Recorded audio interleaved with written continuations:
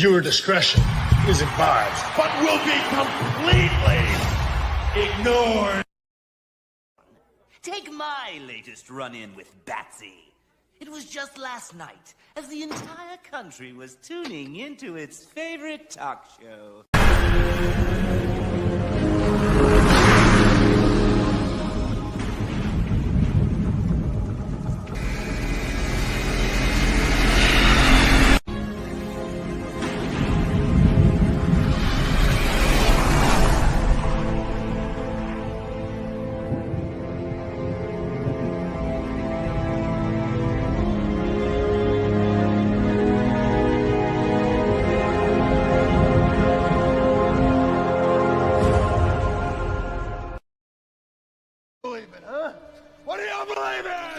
I believe whatever doesn't kill you simply makes you stranger.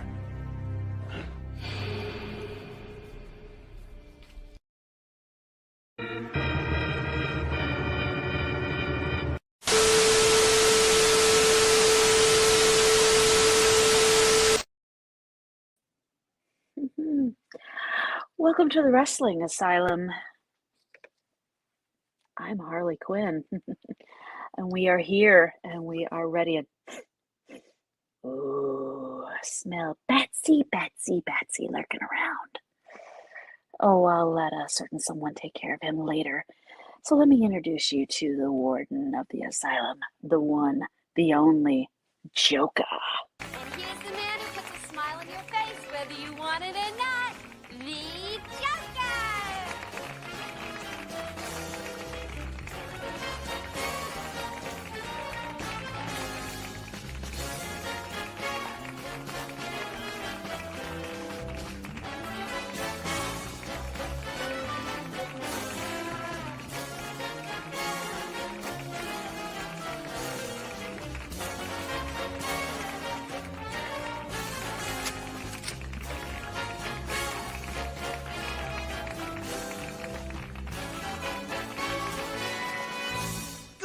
Folks, I'm the Joker, living proof that you don't have to be crazy to host this show, but it helps. We've got a real treat for you kids. I ran into my first guest last night while making a withdrawal from the bank. Oh, you smell it too. Betsy's in the asylum, Mr. J. Oh, shit. Yeah, that's a distinctive smell. Ugh, yuck. Well. Like I said, you'll take care of him later. Oh, there you are, my inmates. Hello, everybody. Welcome. Now, before we get started, we have a somber note. We need to honor the son of the Enforcer AA who passed away earlier today. A moment of silence, if you will. Okay, and now back to your regular programming. Now, today we are going to dive into the phenomenal over 60-minute Iron Man match. Yes. With MJF, we're going to talk about kicking it off. But make sure you like, you share, subscribe. You know what to do. This match went the distance. And then, did it ever? Let's get into it. Like, share, subscribe, stay notified, telegraph, tell a friend, tell a wrestler. Oh, and one other thing. Yeah. Before we go any further, download the IWN mobile app. It's free. Because if you don't, what the fuck are you thinking? Exactly. It's free. It's free. Check out the other great content creators on the show. You know what to do. Get us to the #1 spot. And make sure you comp some merch while you're at it. Because if you don't, I don't know how much longer my patience is going to wear thin. Ooh. And one last thing here, kids. Yes. Before we go any further, I'm going to decide to tell you all a little surprise in advance. Ooh. The next victim after today for my chair. Ooh, yes. After what I heard on Twitter. I'm going to say it every time. Fuck you, Jim Cornette. You ain't shit. You suck, Cornette. Ass is mine. Next. But today. And it premieres tonight on my very own pirate network, JTV. Just as soon as I abduct my co-star. But that's coming soon tonight. Yes. My victim. You see, this certain pumpkin smasher in the NWA somehow wandered in here. And everybody knows what happens. But let's get started, shall we? Yes. Let's do it. AEW Revolution's main event couldn't have been booked any better. MJF, Perfect. the Dragon. 65 minutes. The build-up since January has been insane. Danielson running the gauntlet against the likes of Rouge and Timothy Thatcher. I mean, Harley, jump in here. Am I wrong? Did they not do a phenomenal job with this? They did a fantastic job building this up. You put an obstacle for Bryan Danielson. He overcame everyone to get that Iron Man match at Revolution. Oh my God. He just went right through it. Let me explain something to you. I'll say it till the day I die. MJF proved he had the cardio game. He did. He played his role quite well. Perfect. But I was a little sour at how it ended with the hit with the oxygen tank. And however, his forehead. Oh. Was it? Correct me if I'm wrong. But didn't Max use the Dragon's own submission? Lapel lock? Yes, he did. Down? He did. Yes, he did. Oh, absolutely high sides. Yeah, absolutely. The match was dope. So good. Oh my God, yes. Amazing. So oh my God. Anticipation. The build up to this was unfathomably the slow burn story that you got from the Attitude Era still lives. It still works, folks. It does. Prime example is right here. The other prime example was last summer when MJF was on the road to becoming champion. He had a little bit of a detour because of a certain, well, no. We're not going to. This motherfucker faced the chair on the second episode.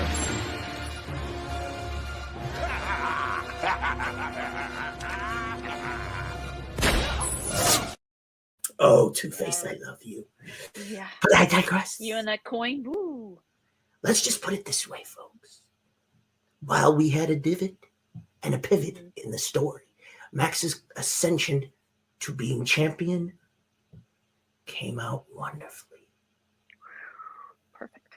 But this match, I'd say the defining match of his career, probably. This could have been, in many people in purist eyes, the match of Max's career, I think. To me personally, I loved how well these two went at it. And think about it.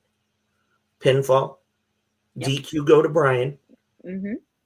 Then you get 2 for MJF back to back. MJF scores another one.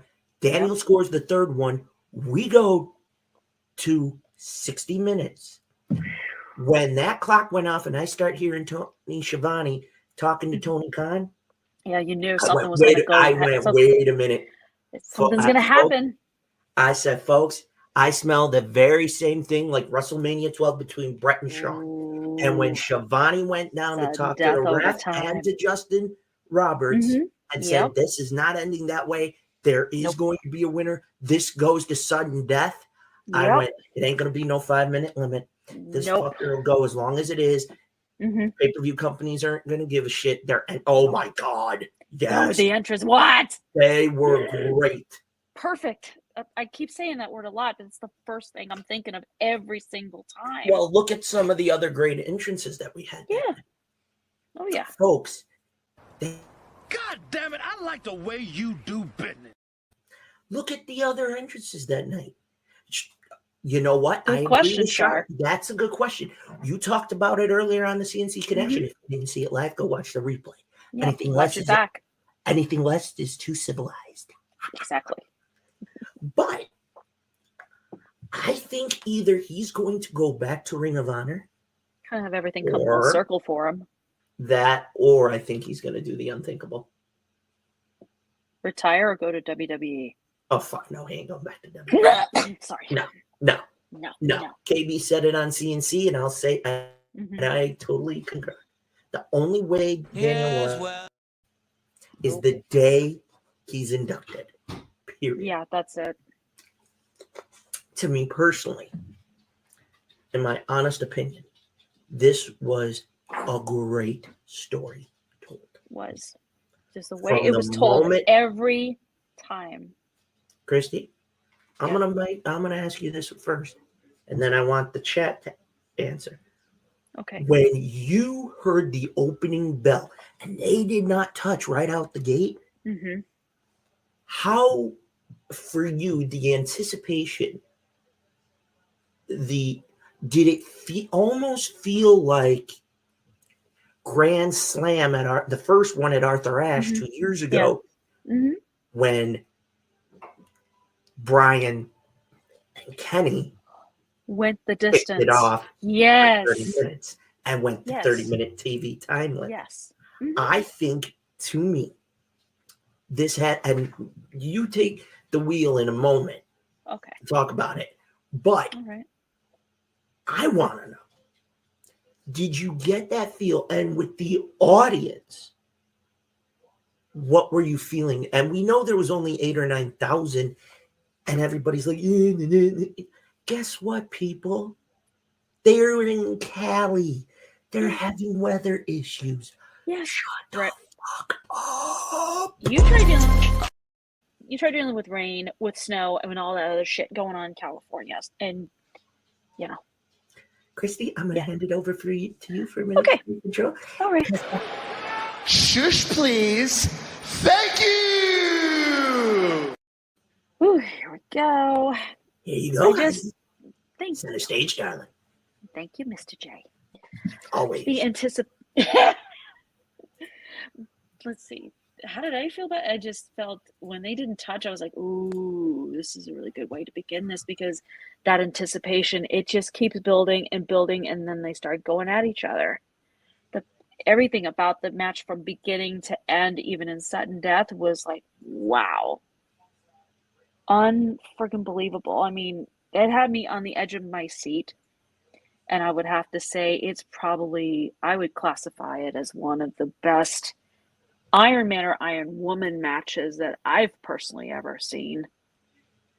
It just had the level of excitement that is just indescribable. That's all I can really say about it, because it just blew my mind. It was that good. You've had it easy, sunshine. Oh, Mr. Regal. Regal playing into the whole, how do we get to this point? Yeah. Even though he left and went back to Papa H, which is fine, I understand. Which is true. Yeah. He wanted to do what he wanted to do for as long as he was here. Hung his jacket for a while, set a spell, went back. He wants to finish up doing what he did. I have no issue with that. No beef from Not me. at all. No, same But here. he put the BCC in a great position. Oh, yeah. For what he did last year at Full Gear, Handing to set MJF the Max Nux. up. He set Max up exactly where Max wanted. But remember the promo that night. Regal warned him, it is going to be one of the top 5 matches AEW will have ever had. Totally. For Totally. life.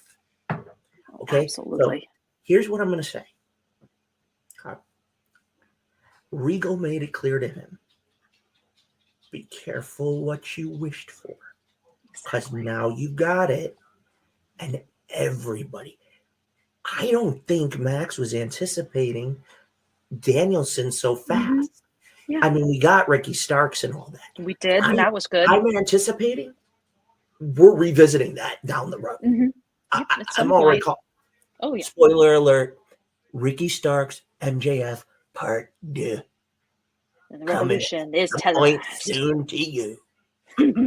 But Exactly. for me, Danielson and Max didn't just put on a 5 3/4 star match. Yeah. To me, this was a clinic. You did not know how much Max would go. We know he doesn't have many submissions. We know out there, my fellow inmates, that he doesn't know the technical aspect.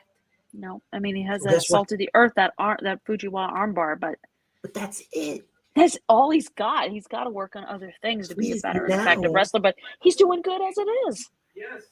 Yeah. Guess what? Guess what you're going to do? Newsflash. I know what you're going to do. You now have Max tell a story of, I got the shit beat out of me, but I survived. Yeah. I now have to up my arsenal. Mm-hmm. But the problem is, who do you have? Yeah, who do you have? I would have thought Hangman, but I don't know. Do you have him do a temporary crossover to Ring of Honor to see if he can find somebody that's worthy? I mean, right now we know the BCC is going to flop back and forth probably. We know he's capable of beating Mox. Yes. Even though we also saw how he beat Moxley. Yeah. I digress on that. Oh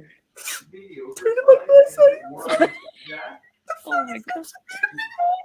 Meanwhile, back at the wrench, since my side splitters don't tickle you, how about a skull splitter?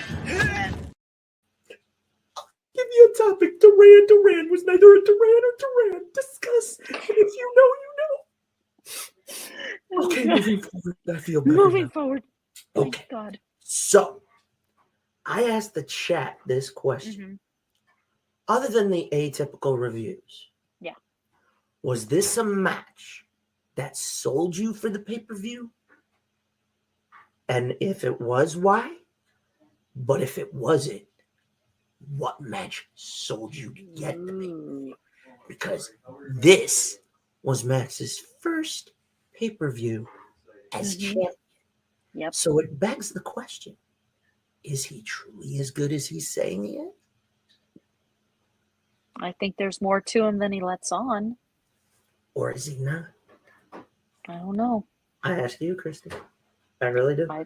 Your honest opinion. Honest opinion, I think there's more than what he's showing. I think he's just giving us a taste of what he's giving us an idea of what he's capable of doing. I think there's way more. But do you think he's quote unquote proven now with this first pay-per-view as champion that he's going to be a major draw? Yes. That's the question I'm asking the chat as well. Yep. Well, I think so. And what do you folks in the chat think?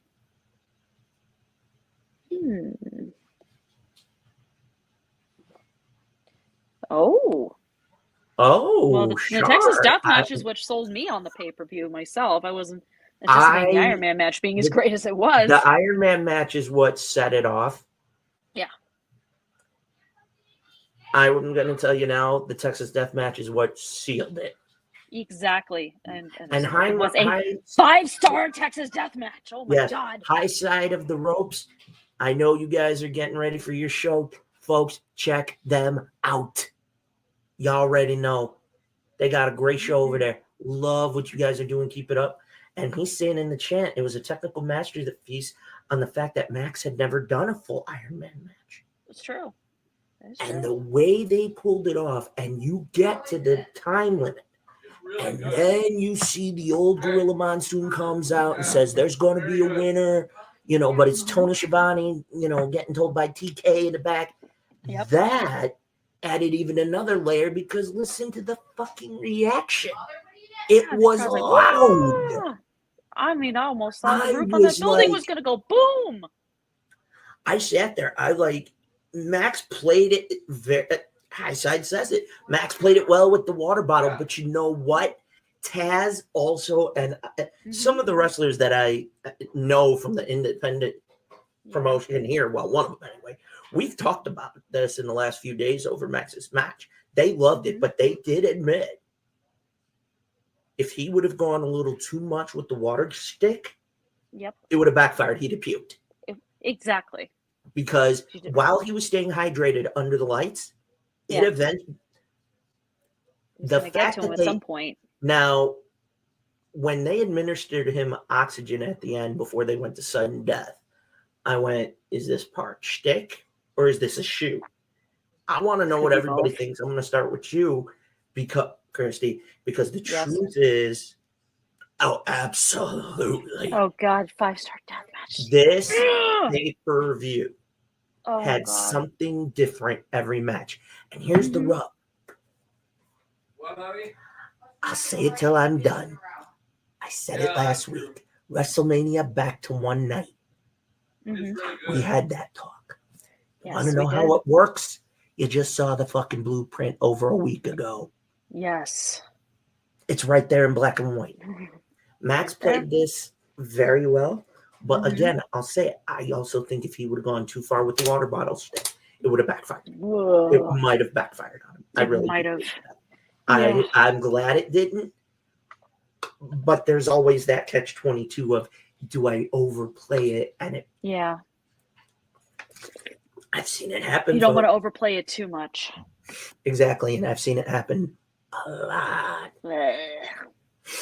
But in general, did everybody in the chat and you enjoy the main event? Yes, I did. Oh. Let's see here. I agree, Sharp, but this did sell me on Max being able to go all in the ring. Absolutely. Oh yeah, he proved that what he's been saying all along. He can back it up. He can go the distance. The story, talk the talk, walk the walk. I think the story is what did everybody great service. It sucked you in, is what it did. It did, but now we don't know what the final buy rate numbers are. So that's going to play a role.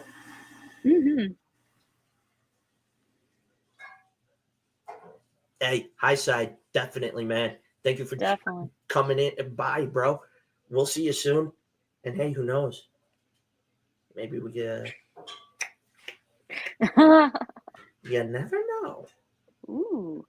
But folks, our other top story was something that blows me away, but it started at Battle of the Valley.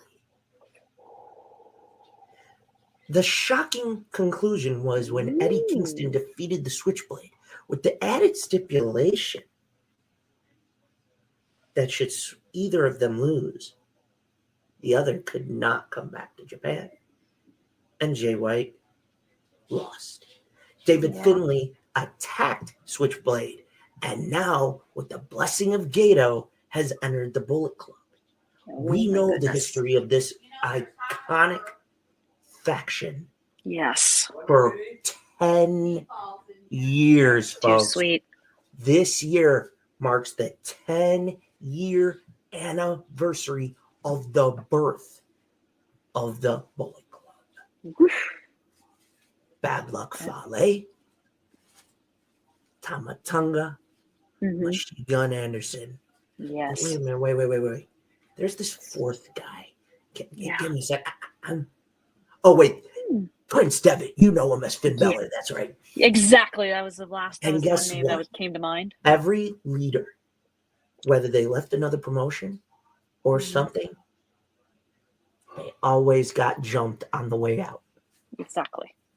But one didn't on his way out. Is he phenomenal?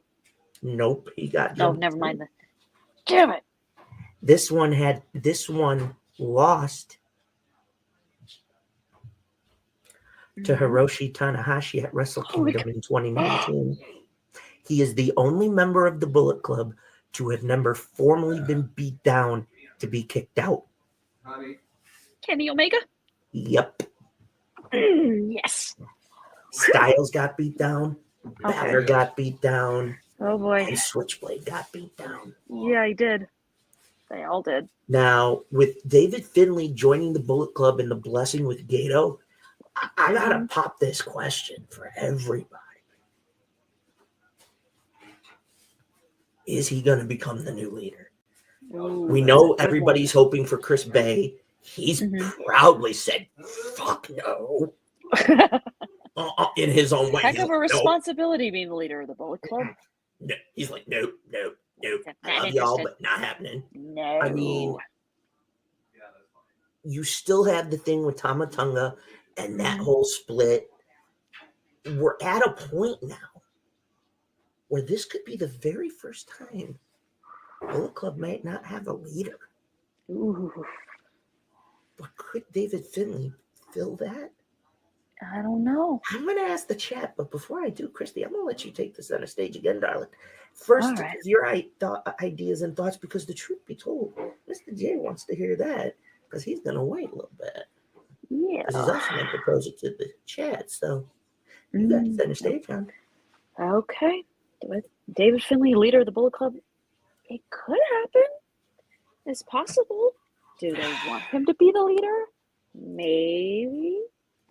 I mean, he did beat up Jay White, who was the leader of the Bullet Club, so that's... And he did say, fuck your era. He did say that.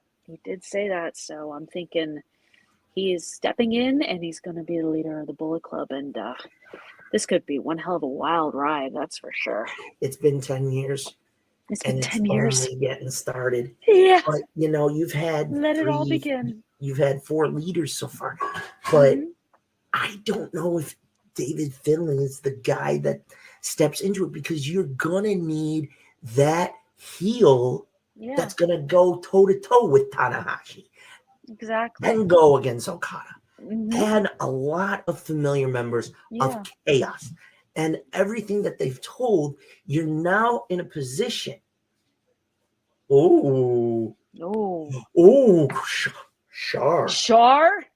Shar brings up a very valid point. Oh, yeah. What happened with Juice Robinson and Ricky That's Starks right. on Dynamite? What happened with Ricky when he jumped him from behind when the Bullet Club music hit. So the question now is, could this play? See, now I could see it playing out like this. Gato's inducted David Finlay into the group. Yeah. Finlay goes, my management style is going to be a little different. We ain't going to be going traditional. Right. We got members all over the place. Yeah. Ooh. Uh-oh. You got Juice in AEW. Oh, yeah. We got the 4 OGs in WWE. AEW has Kenny and the others. Yep. So the Bucks too. I wonder if they're going to go a story where Finlay is like an admiral. He's controlling the troops. And he steps in when he's forced to. Exactly. Like he'll still wrestle. He'll still wrestle and whatnot. But when the club gets backed into a corner, it's Admiral's in the house. Y'all motherfucking better run. He has to step up. Yeah. When Shar brought up a valid point, but even though he's in AEW, and we know that they have the crossover and shit, I thought it would have been fucking amazing. Amazing. If it would have been him. If Juice would have revealed that he's the new leader. And that they were invading. Ooh, that invasion storyline. And then, but it wouldn't be a traditional invasion because Juice would turn around and cut a promo. And I think during the course of the promo say, we got some members in some other places. Yeah. We got some in Japan. We got some over here. We got some over there. Oh my God. Sugar Damas is from is that Willy Wonka's chocolate factory? Oh my goodness.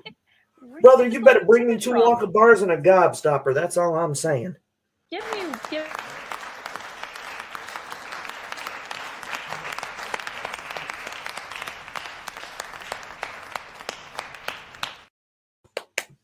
Just don't give me a piece of gum that's also a 4-course meal. I don't want to turn into a blueberry. I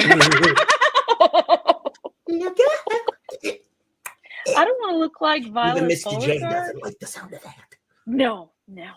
But I could see that scenario playing. So to the chat, I ask you this. Do you believe Finlay will be the leader, even with Gato's backing? Mm-hmm. Or, oh God, KB. Oh, Jesus Christ. Magic City.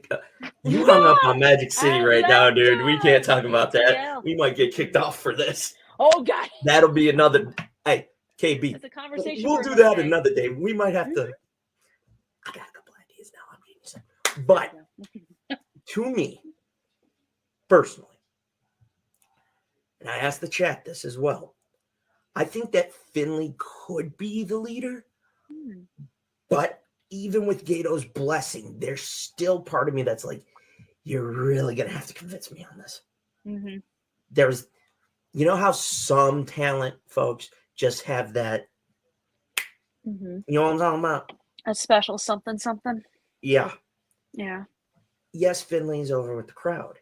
Yes. Problem is, you attacked one of the beloved leaders who was a heel who did not toe the traditional heel line to a degree, No. but he And was he the was heel very, you very loved popular. to see.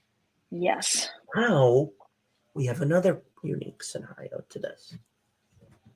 With what Juice did on Dynamite, Mm-hmm. could this be the catalyst for Finlay to begin a inter-promotional and international quote-unquote takeover battle and influxing the Bullet Club? And you just don't know. No. Could show up in Don't know. MLW, hypothetical. Mm-hmm. Could show up in the NWA. Yep. Get that at the chair. Ooh. Could show up in All Japan for all we know. Ooh. Could show up in OWE, the promotion that the Strong Hearts were from in China. Mm-hmm. Could Okay. show up in England, in Ireland, Scott, all these places Germany, around you them. name it. Yep, the violence factor is unfucking godly real. Oh, yes. So the question still remains: is it gonna happen? Wow. To me, But I'm kind of eager to find out. this was the other story I wanted to cover this week, because the reality is, there's certain, I picked this apart.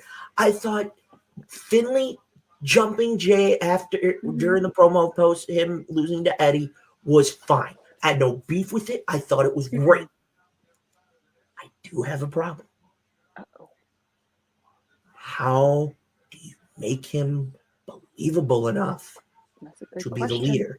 Because the only one that's got his back is Gato. And we have a problem. Remember how Switchblade became the leader. They attacked everybody. They made it look like Gato was going to get the shit beat out of him by And it turned out Okada. no. Out came Gato's brother. Oh, jeez. Then the rest of the BC comes out.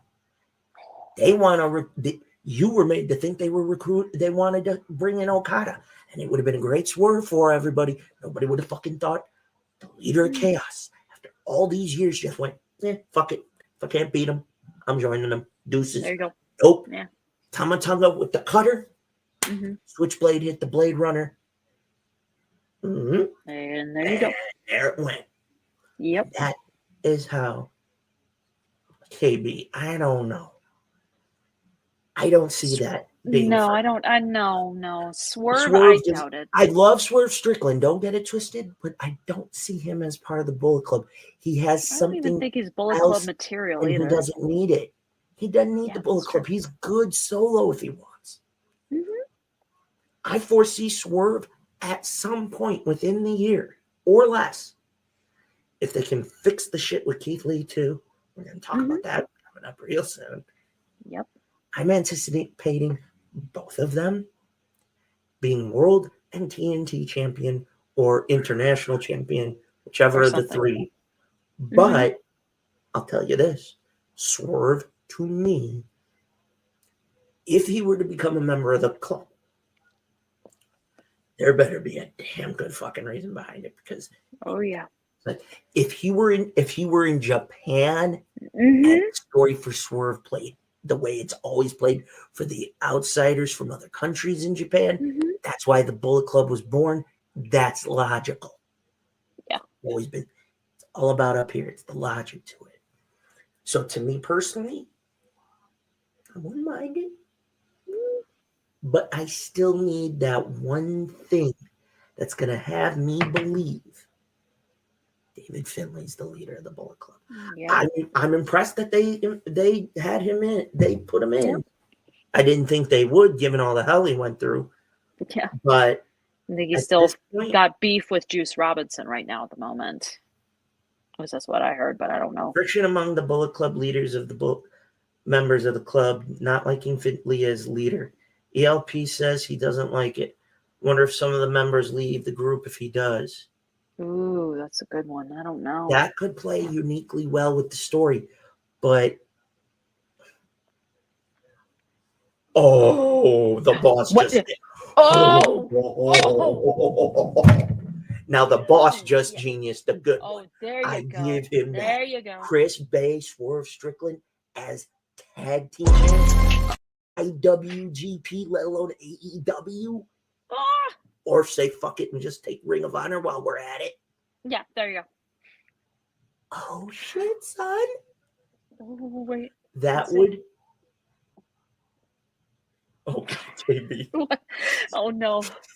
Oh no. Uh-oh. I pee my pants on stream. I'm gonna hurt you.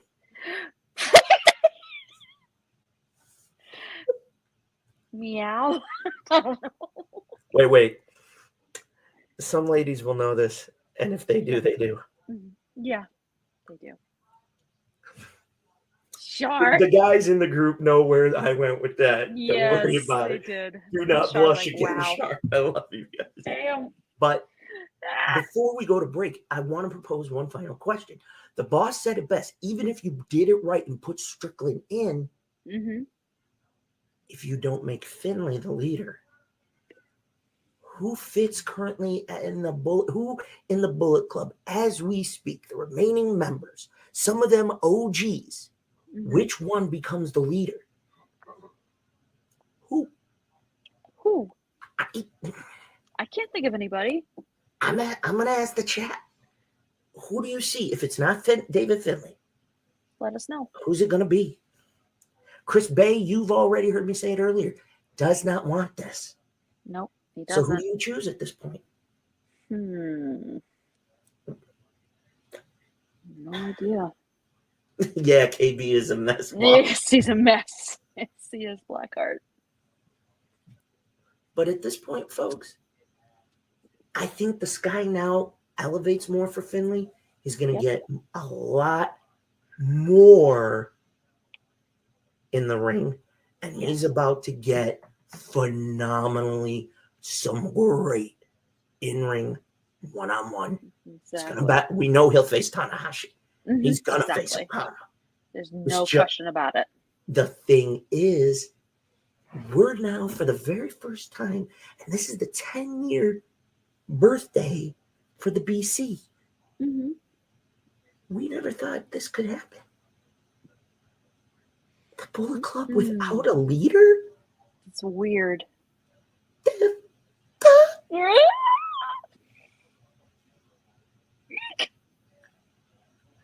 Oh my God. KB, hold up. We called that the Tramp Stamp Championship, okay? With that said, folks, okay. I want to invite all of you to get a snack, a drink. We are going to go to commercial break, but when we get back for the second half, inside, amen to that. Amen. Inside the Wrestler's Life Chamber. She hails from right here in New York and Rochester. She was a pioneer. Called the ninth wonder of the world, Joni Lauer. You know her as Chyna. And then... oh, here we go. The best part. Billy Corgan. The world is a vampire. Where are you? I'll see you after the break.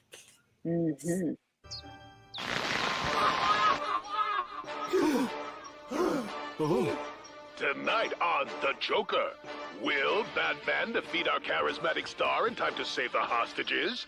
Will Joker finally take control of Gotham once and for all? To find out, stay tuned. Same Joker crime, same Joker channel.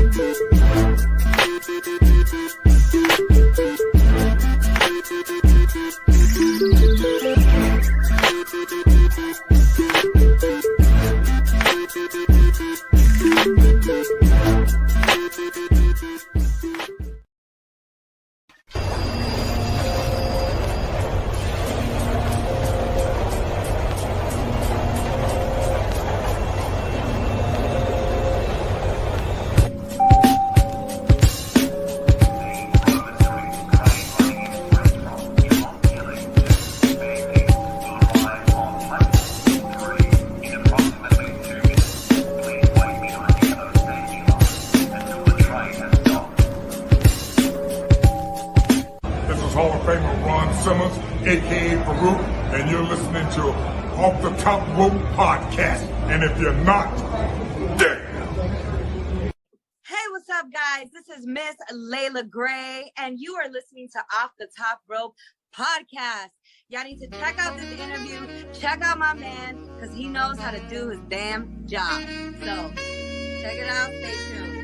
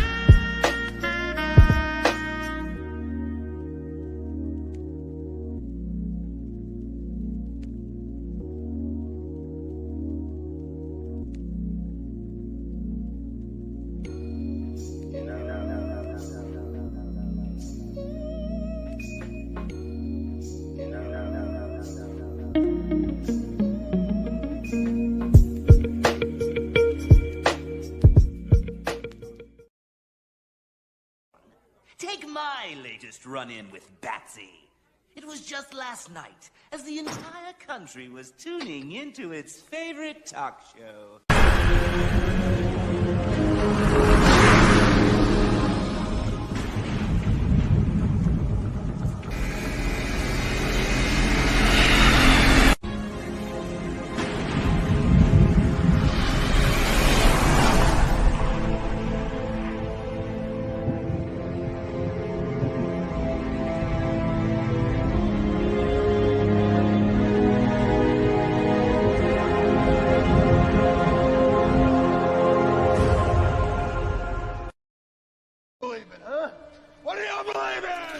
I believe whatever doesn't kill you simply makes you stranger.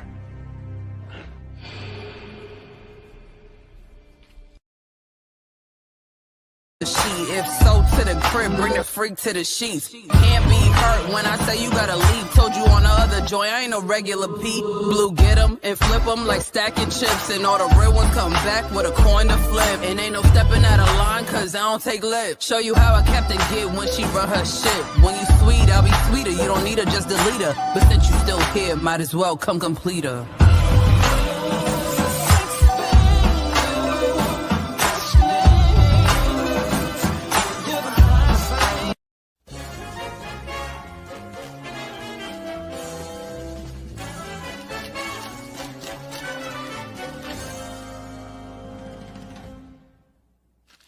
We're back. Well, folks, I'm glad you stayed around, my fellow inmates, and you're here for the second half of the show. As you can tell, Mr. J melted a little bit, so Oh, I had to clean up a bit. yeah. But today, I made the choice.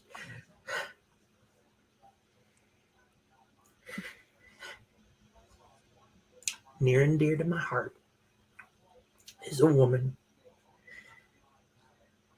who didn't just break the barriers. She was a New York native, one of my favorites. Her real name was Joni Lauer. But today I'm glad to honor a former women's world champion, a multiple-time Playboy cover girl, and without a doubt, one of the founding members of DX, and she is the ninth wonder of the world. The one and only, Chyna. She blazed a massive trail throughout her career. A couple of things I want to mention for you is that Chyna grew up here in Rochester and Buffalo. What people do not, outside of Buffalo, what people do not know is that Chyna was also a domestic abuse survivor. And she also survived not one, but 2 car crashes. Ooh. Growing up, she knew of pro wrestling, but she has said she wasn't a hardcore fan at the time growing up as a kid. But she did train learning the basics from Killer Kowalski. But it was in 1996, as the Attitude Era was kicking off, that her life would take a turn and she would become a role model to so many women that we know of today. Chyna was met by Shawn Michaels and Triple H after a show. And they felt, as they were forming DX, what better to get a massive amount of heat from the fans than to have a woman bodyguard. But the old man wasn't sold on the idea. He didn't believe that fans would believe that this Amazon-looking like woman could beat the shit out of a man. But damn, was he wrong. Very wrong. She made it work. Throughout all her career with the WWF, she made some funny moments, especially the one where she did the DX split where she mooned everybody on nationwide TV, which, by the way, was one of my favorites because I thought it was fucking hilarious. Eventually, Chyna would be one of the front runners following Sable, who would grace the infamous Playboy magazine. If you have a copy of that, make sure it's in fucking plastic wrap. It's worth quite a bit of money. Chyna would eventually have a short run as women's champion in 2001. But it was in 1999 and 2000 where she broke the biggest fucking barrier. Mm-hmm.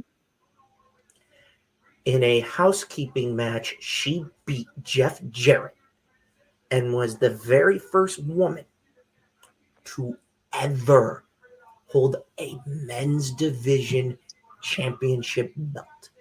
Mm-hmm. We know that, well, she's going to eventually get covered, but she also ends up having to be forced to get the chair because of certain shit she has said. Tessa Blanchard, I'm putting you on notice. Yeah. You've been warned. Exactly. One of the things that Chyna was greatly known for wasn't just breaking the barriers. She could tell great stories. Mm-hmm. The story she told with DX all those years. Then the falling out with Triple H. And that turned out to be a swerve with the thing with Mark Henry. Mm-hmm. But one thing stands out the most. It had never happened till then.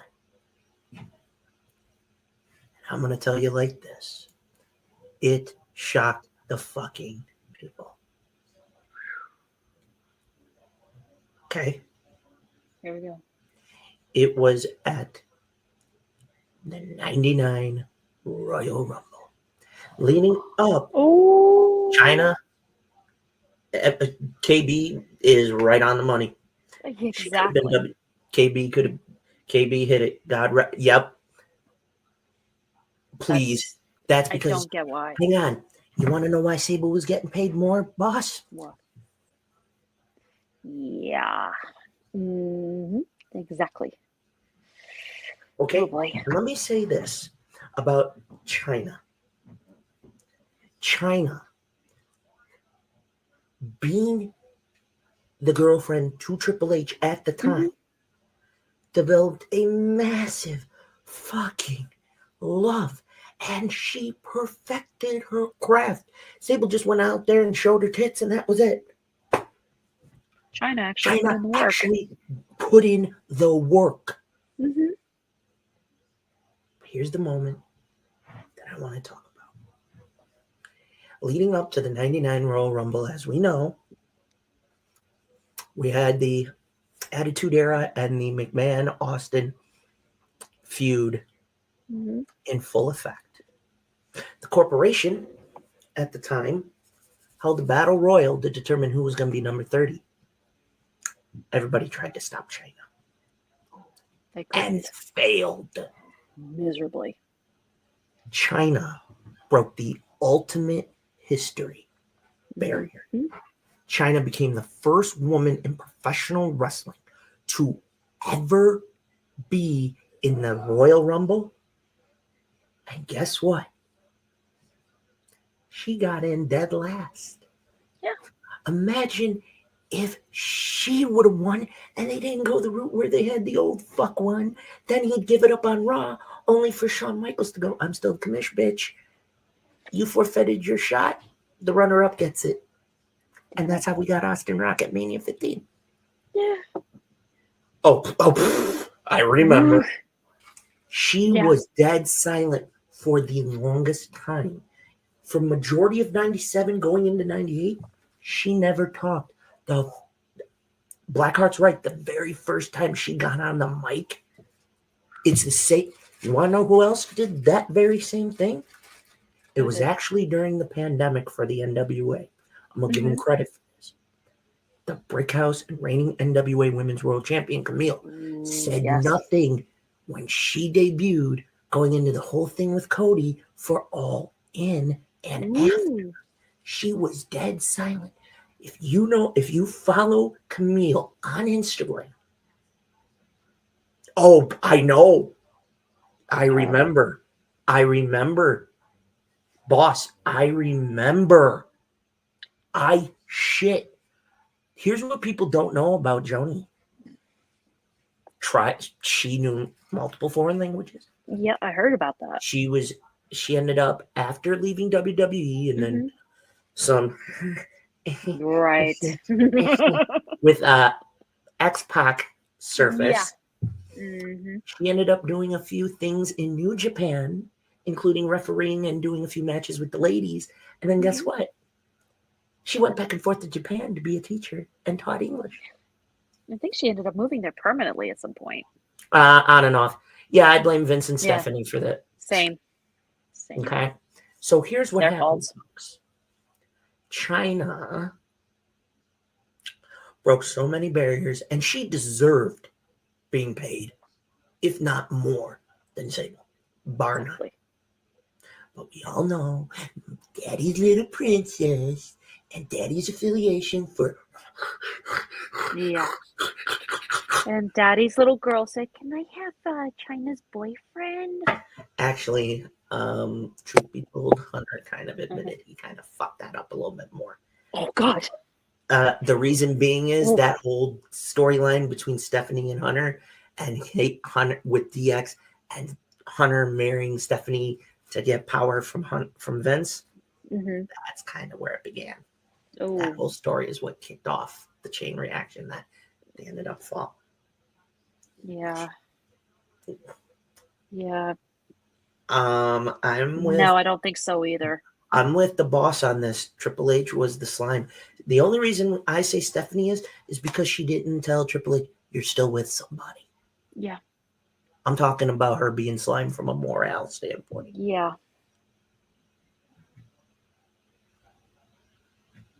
That hurt Chyna greatty.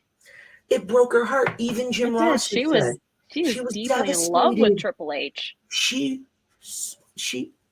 How's Shar? I don't. I'm gonna elaborate, and I know I'm gonna catch a lot of shit for this. This is one time I need Dr. Quinn, if you don't mind.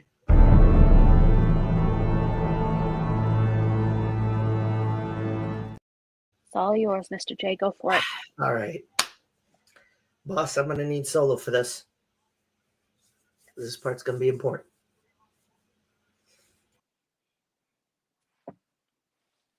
Oh, crap. Mean. So what the hell happened? Only the boss gets away with this, and I love you for that. Damn it. So, Shar, you just made a very big, valid point.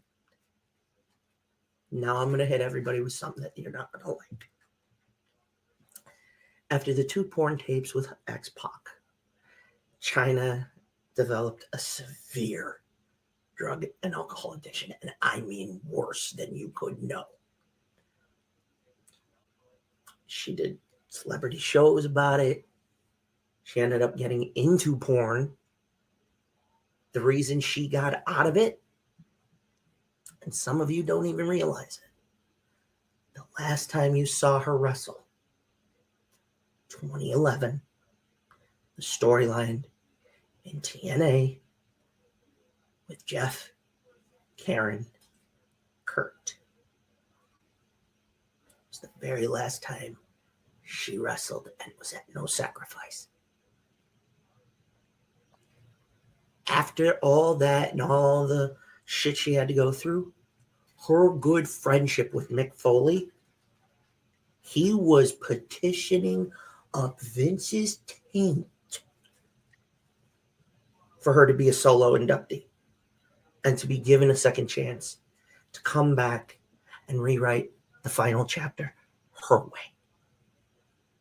She was already seeing Vince letting go of grudges of the past. But there's a problem. And it's a big one. I'm going to ask you one question. What is the WWE? Because when it first hit before 99 or 2000, it was a privately owned company. It's now a publicly traded company. You have investors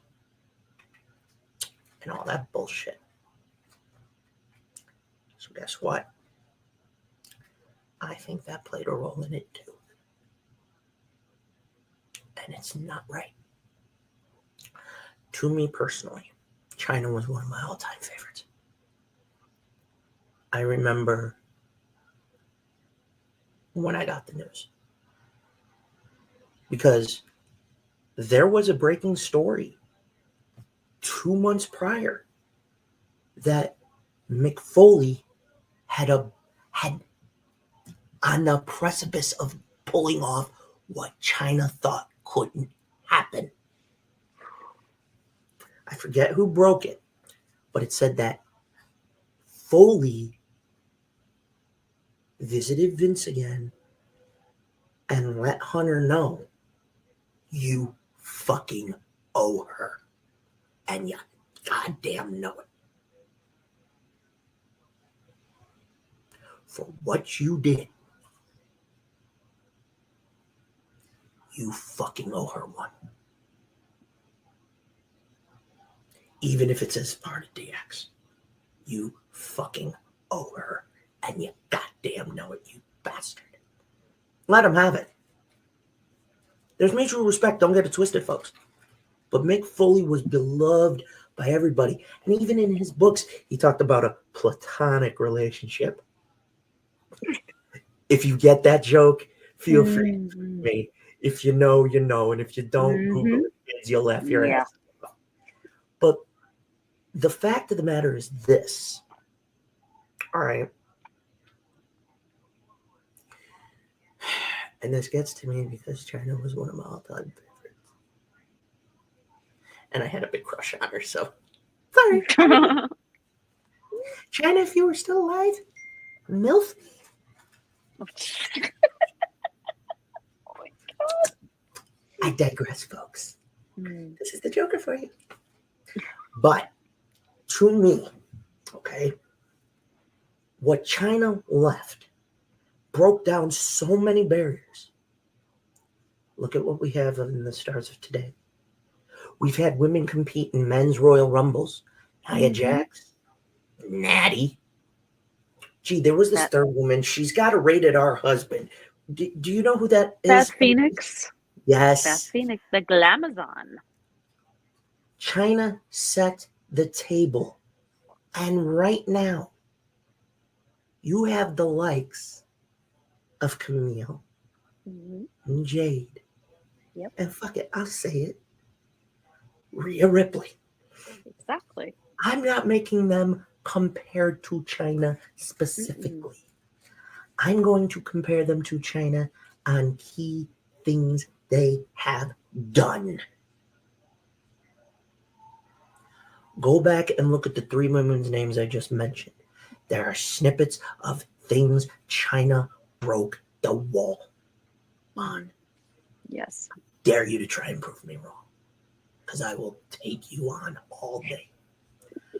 Joni Chyna Lauer, a few years ago, finally got the Hall of Fame alongside DX. Yes. But before we wrap this segment up, I'm going to tell you what Hunter said on an episode of Stone Cold's podcast a number of years ago.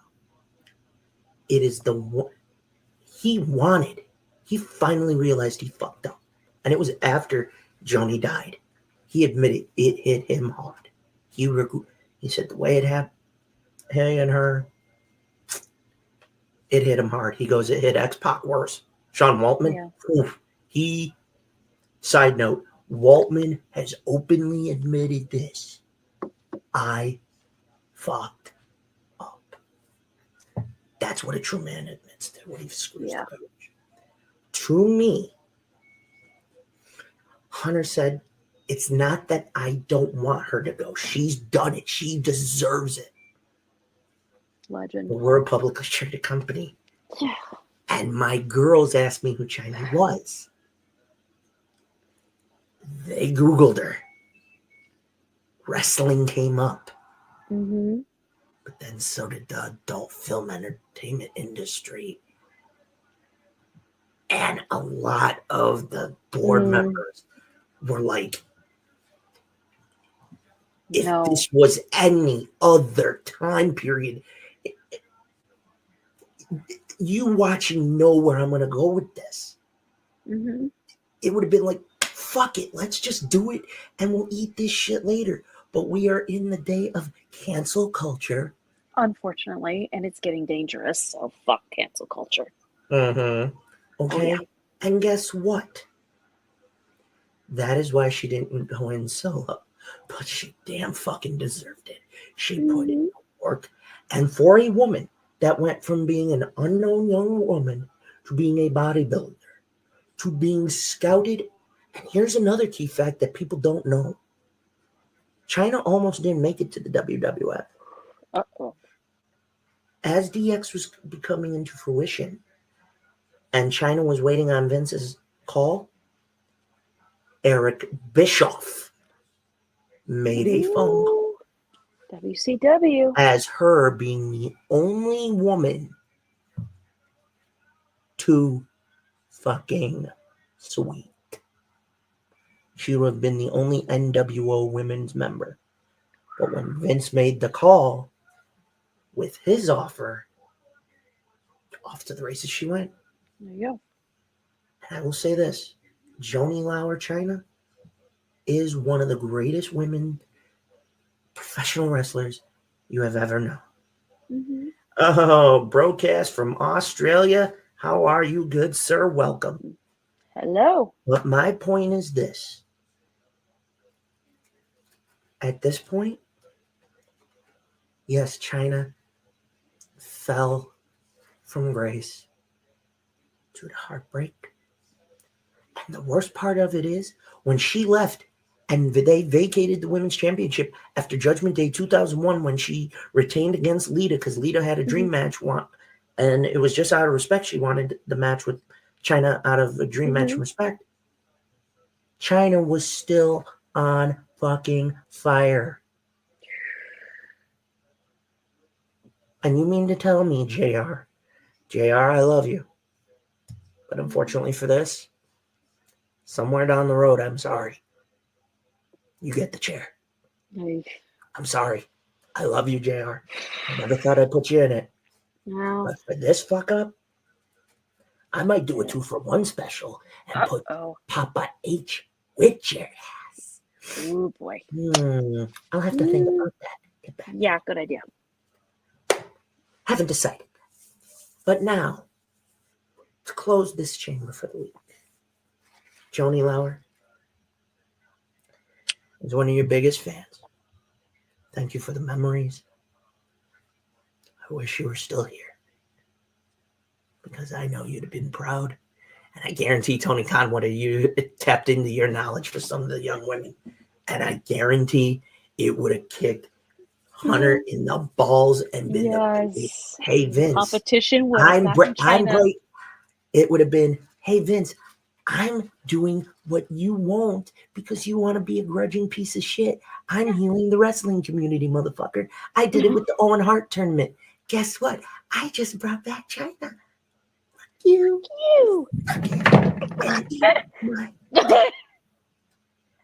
Chyna. Oh, shucky, ducky, quack, quack. Chyna. I wish I could have said Chyna is all. Joni Lauer was a great woman. I recommend that you watch the special on A&E when it comes out on Chyna. I met her one time when I was 15. Oh my God. If you would have met her out of character, the sweetest fucking woman you could ever meet. She was hilarious. And the way she would interact with fans. The mere fact that Vince and Hunter and you, Jim Ross, you were the go-between, weren't willing to pay her what she was asking, but you want to pay some woman with no talent who's just got those big fucking tits and moves her ass because she sold you some fucking shows and merch? Motherfucker, please. First of all, with that said, Chyna, I love you.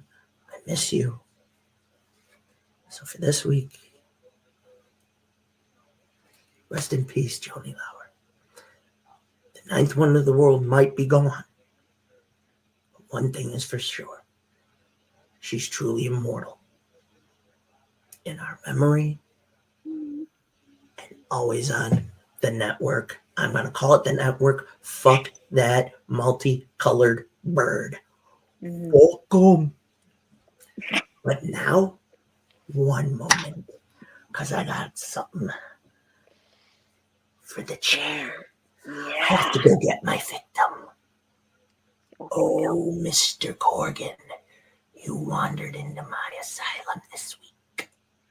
You're in trouble. We got a problem. A big one. Sit down, big boy. Get ready.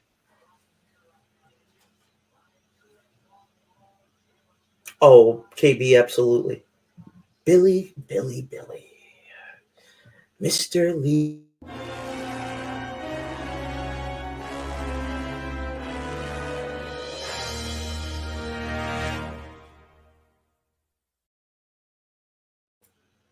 You know, we don't usually roast food on this show, but in this case, I'm making an exception. William Corgan, lead singer and head of Smashing Pumpkins, the man who decided to step his inexperienced, dipshit, bald-headed ass into the pro wrestling promoting world and bought the ashes of the NWA.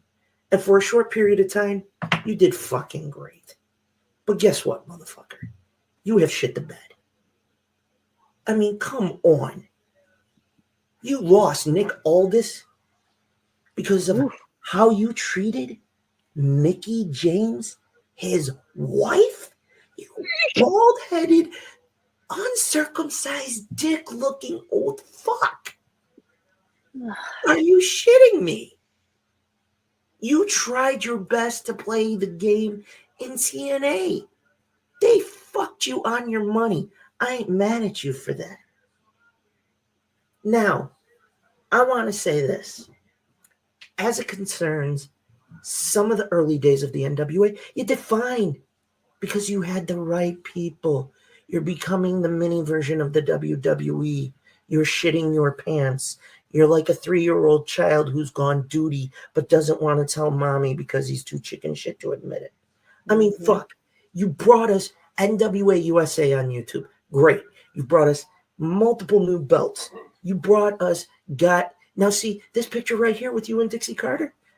Oh, Dixie, you're going to get the fucking chair too. Don't you worry. You you cougar looking hoe. You fit to get it too. You better be ready. Oh, she fit to get it. But Corgan, every time you show up on camera, I feel like, and no disrespect, I feel like I'm watching Freddie Mercury Reborn, but he's on an acid trip. Do not fucking do this shit. Okay? Absolutely, KB. Yes, I will elaborate. Hold on. Okay. This is where I'm going to be partially biased, but partially an asshole. So listen up. Billy Corgan, I will give you an A for your music career, but you are shitting the fucking bed when it comes to being a wrestling promoter. You're doing this.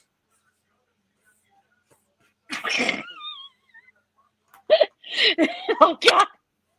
Let me explain something to you, ball fondler. Can't miss comedy, folks. What were you thinking making the Funkasaurus world fucking champion? Funk is on a roll. Funk is on a roll. Somebody call my mama. What? Are you fucking kidding me? Nuts. You made Brodus Clay the fucking world champion?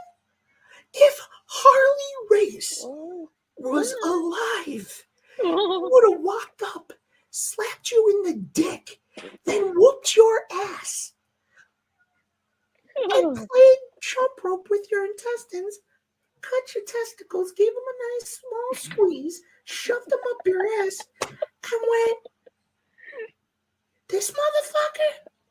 No. Are you kidding me? All right, Eric. This motherfucker? No. Tyrus, I'm not belittling you in any way, but your gimmick, no offense, you still fucking reek of the old man. What a smell, what a smell, what a smell, what a mighty bad smell. Ugh. Damn straight. You still reek of the old fuck. And that's not your fault. I'll give Tyrus this. He is backing up, getting in ring shape. I see him lift. I'm going to give him an A for that. That's as far as I'm going. Ooh. But,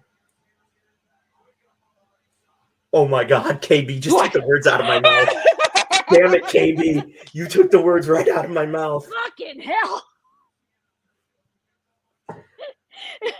I think he'll be the next spokesman for Blue Chew, Viagra, and Cialis. Get that boner money, baby. Get off of my goddamn screen, yo. Because he looks like a bald-headed boner anyway. The only difference is it's not as hairy. No, it's just sagging, folks. Yeah. The point is, Billy, what the fuck, man? If Dusty were alive and he saw some of this shit,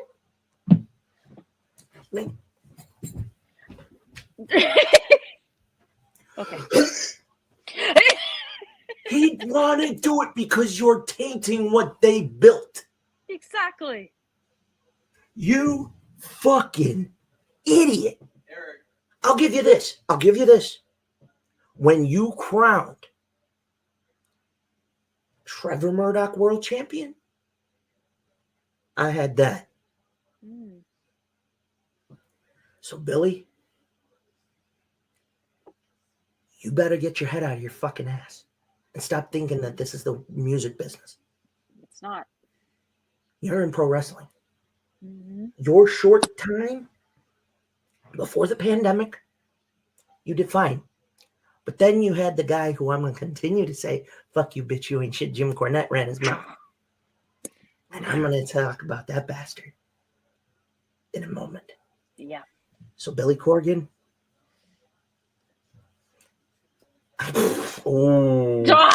I wasn't going to go that far, but oh well. Yeah, and Billy, I will go that far. Billy, That's probably why Courtney Love dumped his ass for Kurt Cobain. Oh yeah, like a pony. I'm a pony. Yes, Like you a are, pony. Billy. You are a unicorn-looking pony. You couldn't keep Courtney Love, you uncircumcised, bald-headed looking schmo. Oh, God. Did you get divorced so many times because you had this? Was that it? You got a tiny penis? That's not even the size of my fucking pinky finger thumbnail? Where is the nub? Where is the nub? Was that it? Or was it because you're just that fucking dense? It is that fucking dense.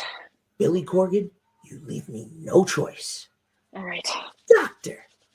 Yes. Please take care of our patient the only way we know how.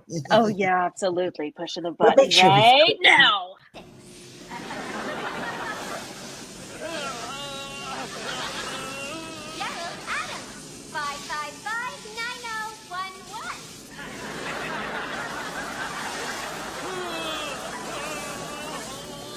Oh,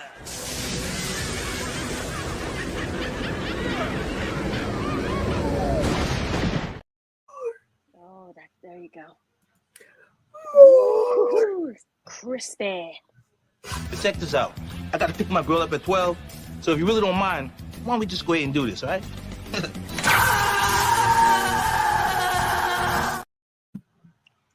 If that's what he sounded like when he orgasmed, no wonder his woman went in. God damn. Woo! Oh, yeah. So, folks, Billy Corgan, you. He was a pony with a dildo up his ass. Oh yeah, like a pony. I'm a pony. I'm a pony.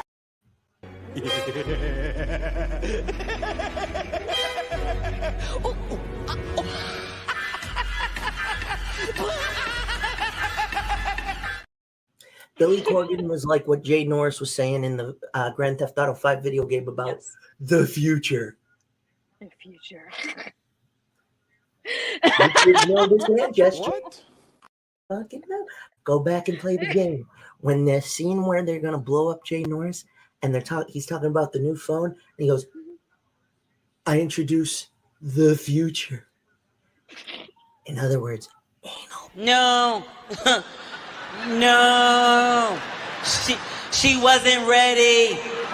She wasn't ready. With no lube, mind you. No lube. So,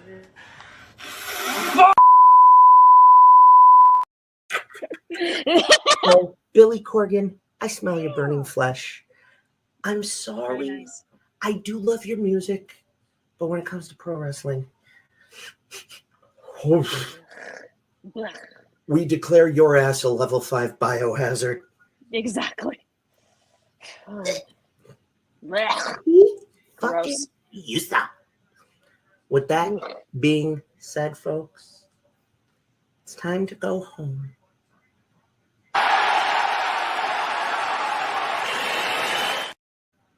But before we go home, I have an announcement. Next week will be a very special asylum. I will be attending the Empire State Wrestling's show here in Buffalo called Tough Luck. It's live on the IWTV.live mobile app. If you want to check out all the prior shows that they've put on here in Buffalo, I suggest you do. You can also find them on YouTube, some of the early days, especially icon legend Johnny Puma. I met that motherfucker. He's real good. Oh, he was so good. Ooh, nice. Okay. But our main event for this show, in one corner, our reigning world champion, the Remix Kevin Bennett. His opponent hails from Impact Wrestling. It's Speedball. For the gold. Oh yeah, like a pony. I'm a pony. In the women's division, Ring of Honor's own Vita Scott makes her ESW debut against my favorite, the one and only courageous one, Christina Marie from Albany, New motherfucking York. Oh, shucky, ducky, quack, quack. But we also have a potential return. 2 years ago, when ESW was coming back out of the pandemic, the Remix had a in-ring and real-life friendship with Anthony Gaines. But when the pandemic hit, the story didn't get continued. There was a falling out, but Gaines got put through an actual door. Ooh. This is why I love you, KB and Boss Man. Dude. He's a opponent. With no lube. No back. No lube. No lube. It's going to hurt real bad. But that said, Anthony Gaines is officially cleared after 2 years. Could he show up next Saturday night and return seeking revenge on his former best friend? And saddle up, but we got another bigger one. Let's just say, also in action, if the name Colin Delaney rings a bell, it had better. The young Colin Delaney of the WWE ECW version days will be in tag team action with his good tag team partner, Cheech. This card is stacked. I suggest if you are not 100% familiar with some of the names, some of them you will be, I will put it to you. Oh, goddamn. Jesus Christ. You never know what's going to happen in this asylum. No, absolutely. I will love you. That's why we're unpredictable. We will be doing something special for you all. Okay? However, I have not decided if we will have a chair segment. Because this card is stacked, and I mean stacked, folks. Really stacked. So, may not be able to do the chair. Then again, we might. But if we do, I'm choosing violence this time. We're going to discuss that for sure, boss. Guess what I'm going to do? Oh, James E. Cornette. Oh, you're going to get it. You belong to me. Your old saggy ass is about to get fried. Third. For what I found out, leading to Rio deactivating Twitter, for the shit you say, for the comments you've made. For your minions. I got a nice 15-inch dildo just waiting on my electric chair, just so that it keeps you locked into place as I fry your ass. And he means really fry your ass. To the point where I'm not even going to feed you to the hyenas. I'm just going to drop you in a vat of battery acid, make sure I keep your teeth, flush the vat of acid down the water, call it a day, and make a nice chain with your teeth, fat boy. James Cornette, You're mine now. So, folks, we will have a special vlog episode of Tough Luck. But before I get out of here, there is now Dr. Christy Quinn. There is no Eric the Joker without my good friend Blackheart, with the Pod Mob family, above all of you. Don't forget to comp merch. The mob is taking over, baby. Last night marked 3 years. We've only just begun. Only scratch the surface. Get us to that number one spot. Number one. Okay? We provide you all this fun every week. Download the IWN mobile app. It's free. And if you can't be free, if you find a way to be free, you got problems. Mm-hmm. I mean it, Blackheart, you know. You know I love you, brother. And you know, but I digress. Right. To you out there watching, you know the deal. You know to like it. You know to share it. Subscribe it. Stay tuned. Telegraph. Telephone. Tell a friend. Tell a fellow fan. Tell a promoter. Tell a motherfucking wrestler to give us some love. I'm telling you. We're changing the game, baby. You can't stop us now. Nope, you can't. Let's get We're us taking over the world. Let's get us to 1,000 subscribers for the Pod Mob family. We're on our way there. We need you. Please. I would not be here without all this. You're the reason I do it every week. I love you from the bottom of my heart. But I'm also going to leave my calling card while I'm in. Yeah. Road You to bet your 1,000 ass. subs. Let's do it. Because you get us there, nobody's going to get in our way. Mm-mm. Not at all. So, for the lovely doctor, does she have anything she'd like to tell the good people and inmates of the asylum before we get out of here today? Oh, nah. Except. Oh, okay. Well, in that case, folks, thank you for coming to my asylum once again. It is much appreciated and loved. But for now, the asylum must be closed. I gotta clean up. It's really bad. Hang on. Yeah. Ugh. Oh, I didn't realize Corgan smelled like rotten pumpkin. Ew. I got a solution for my. Excuse me, right here.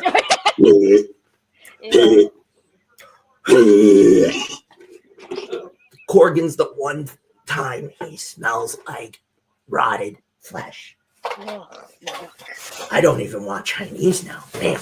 No. But folks, thank you for coming. It's always a pleasure. The asylum's closed for now. I'll see you all soon. Enjoy pro wrestling. And always keep an eye for the Joker. Because you never know where I might pop up. Oh, and before we leave, one last thing. James Cornette, fuck you, bitch. You ain't shit. Fuck you, Cornette. You suck. Bye-bye.